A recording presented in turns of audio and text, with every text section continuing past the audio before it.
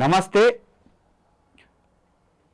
మరో వారం రోజుల్లో కరీంనగర్ కార్పొరేషన్ ఎన్నికలైతే జరగబోతున్నాయి. సో ఈ నేపథ్యంలో మనం కరీంనగర్ టౌన్ అంటే సిటీ మొత్తం తిరుగుతున్నాము.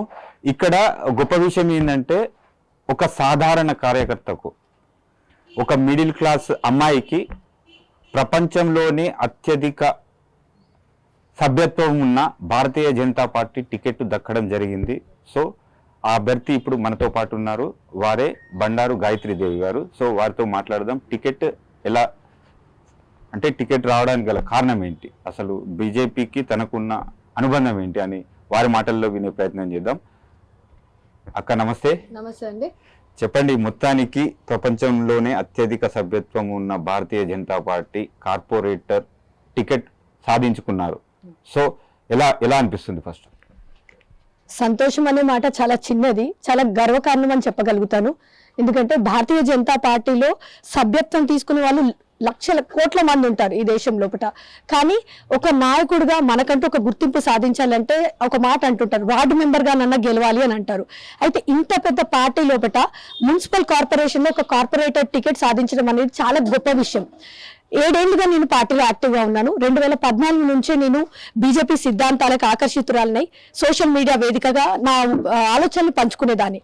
కానీ 2018 నుంచి యాక్టివ్ పాలిటిక్స్ లో నేను జాయిన్ అవ్వడం జరిగింది. అప్పటి నుండి కూడా పార్టీ నుంచి ఎంతో సహకారం లభించింది. అంటే జనరల్ గా అమ్మాయిలకు రాజకీయాల లోపల భయపెట్టే వాళ్ళు చాలా మంది ఉంటారు. మన ఇంటి నుంచి భయం మొదలవుతుంది. కానీ నా ఇంట్లో అప్పుడు మా ఫాదర్ కానివ్వండి, నా హస్బెండ్ కానివ్వండి, అంటే ముఖ్యంగా మా ఫాదర్ గారు వాజ్పేయి గారి భావజాలం అనేది చాలా ఎక్కువగా డిస్కస్ చేస్తుండేవాళ్ళు. ఆ ప్రభావం నా పైన ఉందని చెప్పగలుగుతాను. దాంతోపాటుగా సుష్మా స్వరాజ్ గారి స్పీచెస్ వింటూ పెరిగాను. అది ఆ ఇంపాక్ట్ అనేది చాలా ఉంది. అలాంటి గొప్ప వ్యక్తులున్న ఈ పార్టీలో నేను ఒక సభ్యురాలుగా ఉండడం అనేది మొదటి గొప్ప కారణం. అయితే రెండో విషయం ఏంటంటే ఈ పార్టీ లోపల కష్టపడే కార్యకర్తకు గుర్తింపు ఉంటుంది అనేది వింటూ వచ్చాము. ఈ రోజు నేను ఒక ఎగ్జాంపుల్ గా నిలిచాను అనేది నాకు ఇంకా చాలా గొప్ప విషయం అని చెప్పగలుగుతాను. అంటే ఇన్నేళ్ల నా 7 ఏళ్ల ఈ రాజకీయ జర్నీ ఏదైతే ఉందో అందులో వివిధ బాధ్యతలు పార్టీకి సంబంధించి మొట్టమొదటగా యువమోర్చా నాయకురాలుగా బండి సంజయ్ కుమార్ గారు రాష్ట్ర అధ్యక్షుడిగా ఉన్న సమయం లోపల యువమోర్చాకి ఎంతో ఇంపార్టెన్స్ ఇచ్చారు, ఎన్నో ఉద్యమాలు చేశారు. అటువంటి యువమోర్చాకి అప్పుడు భానుప్రకాష్ గారు మా అధ్యక్షులుగా ఉన్న సమయం లోపల నాకు రాష్ట్ర అధికార ప్రతినిధి బాధ్యతలు ఇచ్చారు. నన్ను నమ్మి మొట్టమొదటి అంటే ఎటువంటి రాజకీయంగా ప్రీవియస్ అనుభవం లేని నాకు ఒక రాష్ట్ర బాధ్యత ఇచ్చారు.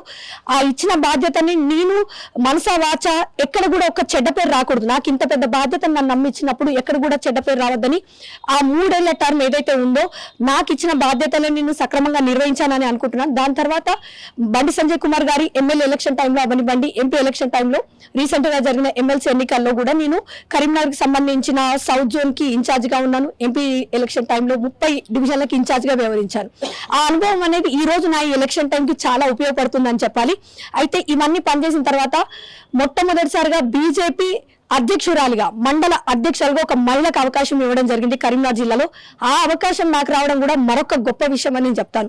ఇన్ని పనులు కూడా కేవలం ఒక సాధారణ మధ్యతరగతి కుటుంబం నుంచి వచ్చిన, ఎటువంటి రాజకీయ నేపథ్యం లేదు, ఫైనాన్షియల్ బ్యాక్గ్రౌండ్ లేదు, కేవలం అంటే కేవలం పార్టీకి ఒక కమిటెడ్ కార్యకర్తగా ఉన్న వాళ్ళకి ఈ రోజు ఇటువంటి బాధ్యతను ఇవ్వడం అనేది కేవలం బీజేపీ పార్టీలో మాత్రమే సాధ్యం.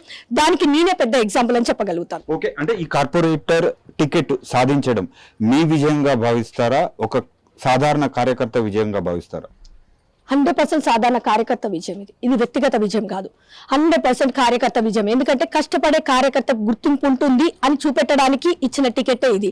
అది వ్యక్తిగతంగా తీసుకోదు. కష్టపడే వాళ్ళు ఎవరైనా అవ్వనివ్వండి, వాళ్ళ బ్యాక్గ్రౌండ్ ఏదైనా అవ్వనివ్వండి, మహిళ కాదు మగవాళ్ళు అని కాదు, ఎవరైనా పర్లేదు, పార్టీ కోసం కమిటెడ్ గా పనిచేసి, అంటే వాళ్ళ ఇన్నేళ్ల రాజకీయం అంటే రాజకీయంలో దిగుతారనగానే మొట్టమొదటి ప్రశ్న ఉంటుంది, ఆర్థికంగా బలవంతులా, మీకు ఏమైనా బ్యాక్గ్రౌండ్ ఉందా అని అడుగుతారు.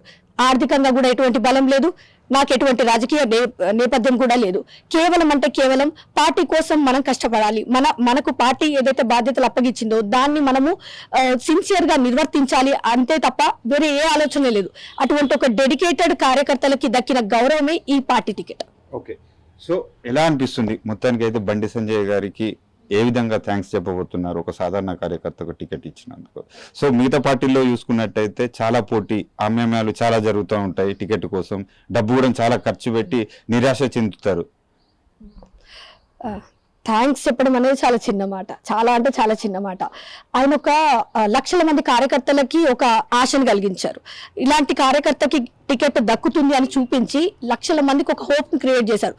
మనకెందుకులే రాజకీయాలు, డబ్బు లేదు, మనకెందుకులే రాజకీయాలు, మనకేం బ్యాక్గ్రౌండ్ లేదు అనుకునే వాళ్ళందరికీ కూడా లేదు చాయ్ వాలా ఈ దేశానికి ప్రధానమంత్రి అవుతారని మా జాతీయ పార్టీ ఎలా అయితే ప్రూవ్ చేసిందో, ఇక్కడున్న మా జిల్లా నాయకులు ఎవరైతే ఉన్నారో, మా జిల్లాకు సంబంధించిన కేంద్ర మంత్రి వర్యులు బండి సంజయ్ కుమార్ గారు కూడా కష్టపడే కార్యకర్తకు ఏ బ్యాక్గ్రౌండ్ లేకున్నా కూడా టికెట్ కొట్టొచ్చు అని చూపించారు. కాబట్టి థ్యాంక్స్ అనేది చాలా చిన్న మాట. ఆయన ఒక ఎగ్జాంపుల్ సెట్ చేశారండి. ఒక అంటే ల్యాండ్ మార్క్ అంటారు కదండి, ఒక బ్రాండ్ క్రియేట్ చేసుకున్నారు. ఆయన అంటే ఒక బ్రాండ్ క్రియేట్ చేశారు. ఎవరైనా సరే రాజకీయాలకు ఎంటర్ అయ్యారు అని అంటే వారికి ఎటువంటి బ్యాక్గ్రౌండ్ అవసరం లేదు. మీరు కమిటెడ్ గా పార్టీ కోసం ఉన్నట్టయితే ఖచ్చితంగా పార్టీ టికెట్ వెతుక్కుంటూ మీ ఇంటికి వస్తుంది అని ఆయన చేసి చూపెట్టారు.